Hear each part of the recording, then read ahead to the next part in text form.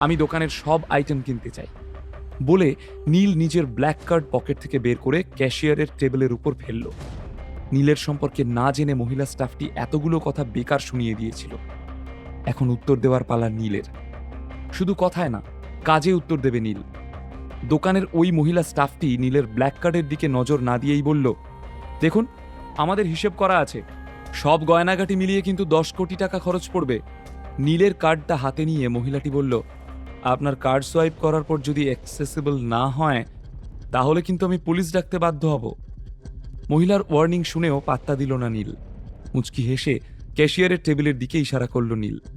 ওই মহিলাটি ভাবল নীলকে আজ উচিত শিক্ষা দেবে, তাই গটগট করে হেঁটে চলে গেল ক্যাশ কাউন্টারে।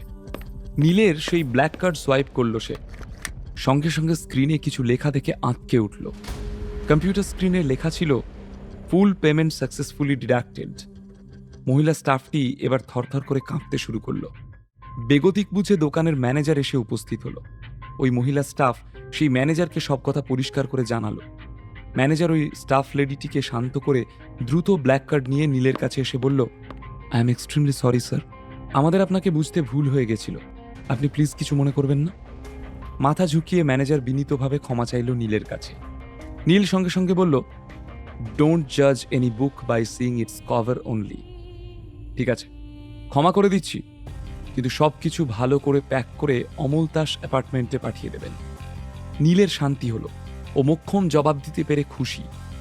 একে তো অত টাকার গয়না কিনল, তার উপর আবার ওর মুখে অমলতাসের কথা শুনে ম্যানেজার সহ উপস্থিত সকল ক্রেতারা দ্বিগুণ বিস্মিত হয়ে গেল।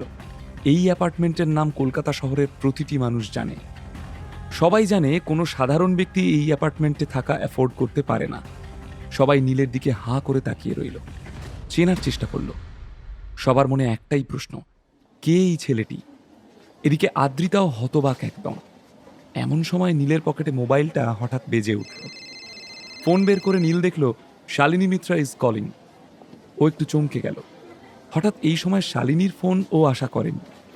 ফোন ধরলে শালিনী খুব ব্যস্ত হয়ে বলল, হ্যালো নীল, তুমি কি ফ্রি আছো এখন? শালিনীর গলায় অ্যাংজাইটি ধরা পড়ল। নীল অবস্থা বুঝে বলল, হ্যাঁ ফ্রি, কিন্তু কেন, কি হয়েছে? নীল মুহূর্তের জন্য পাজলড হয়ে গেল। তাড়াতাড়ি একবার স্টোরে এসো, একটা ব্যাপারে তোমার হেল্প দরকার, খুব জরুরি। নীল কিছু বলতে যাবে তার আগেই শালিনী ফোনটা কেটে দিল। নীল এক মুহূর্ত ভেবে আদ্রিতা আর প্রিয়াঙ্কাকে ইশারা করে জুয়েলারি শপ থেকে বেরোতে বলল। নীলও সেই ম্যানেজারের সাথে বেসিক কিছু কাগজপত্র সই করে বেরিয়ে এলো। আদ্রিতা এতক্ষণ অপেক্ষা করছিল নীলকে ও কখন পাকড়াও করবে।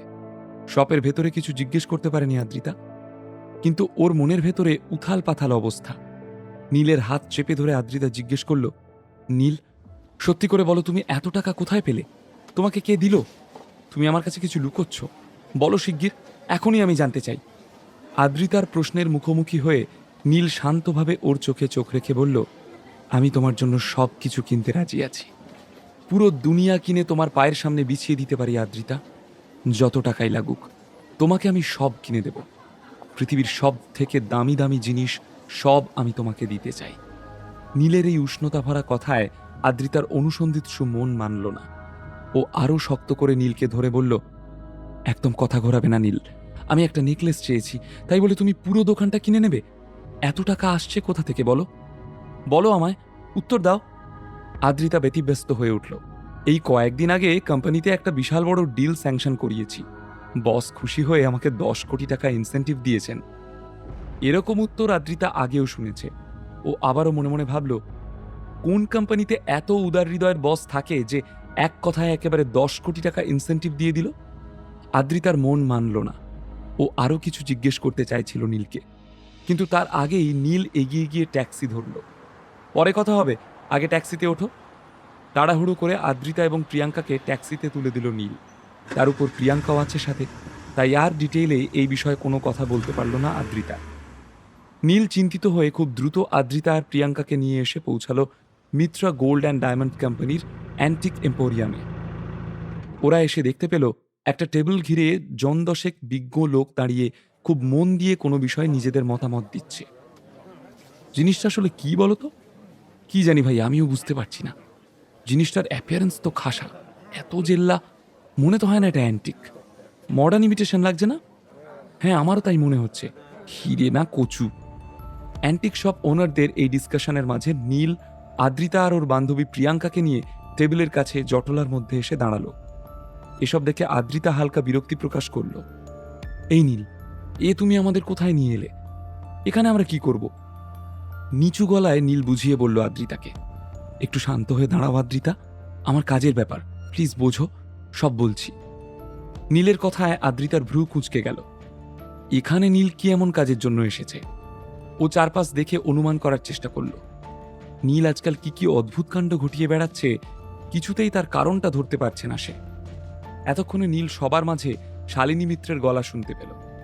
তুমি এটা কত টাকায় বিক্রি করতে চাও বলো তো?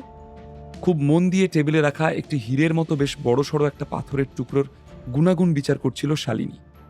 নীলের উপস্থিতি এখনও সে টের পায়নি। ম্যাডাম, এটা আমাদের পারিবারিক সম্পত্তি। নেহাত আমার একটু আর্জেন্ট টাকার দরকার, তাই এটা আমরা বিক্রি করতে চাই। না হলে এটা কোনোদিন বিক্রি করার মানসিকতা আমাদের ছিল না। টিকালো নাকের একটি কম বয়সী ফর্সা ছেলে শালিনীকে উত্তর দিল। আমি এটার দাম রেখেছি 1 কোটি টাকা। কত বললে? 1 কোটি? এই মজা করছো তুমি? এই ছেলে, তোমার এই নকল খেলনাটা নিয়ে তুমি বাড়ি যাও। এই ফালতু জিনিসটার দাম নাকি 1 কোটি টাকা। যত সব। 5 টাকা হবে কিনা সন্দেহ। আবার কোটির গল্প শোনাতে এসেছে। অ্যান্টিক শপের ওনাররা ওই ফর্সা ছেলেটাকে অবিশ্বাস করে কথাগুলো বলল। এবার নীলও খুব মন দিয়ে হীরের মতো অদ্ভুত পাথরটিকে খেয়াল করল। পাথরটার প্যাটার্নটা সত্যিই খুব প্রশংসনীয়। হরেক রকম রং বিচ্ছুরিত হচ্ছে সেটা থেকে। হলদেটে আভাও আছে যেমন ঠিক, তেমন বেগুনি রঙও ঠিকরে বেরোচ্ছে। পাথরটার কোণগুলো একটু যেন ঘষে যাওয়া। পাথরটিকে খুব ভালো করে দেখতে দেখতে ও আপন মনেই আরেকবার জিজ্ঞেস করল, কত দাম যেন পাথরটার?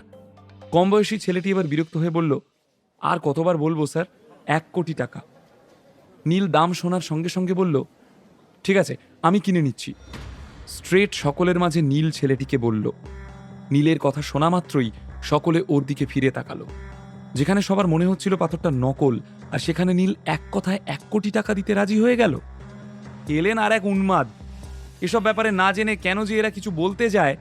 একটা নকল বাজারি হীরের জন্য এত টাকা কেউ খরচ করে? যেসব ওনার্সরা নীলকে চিনত তারা চুপ করে রইল।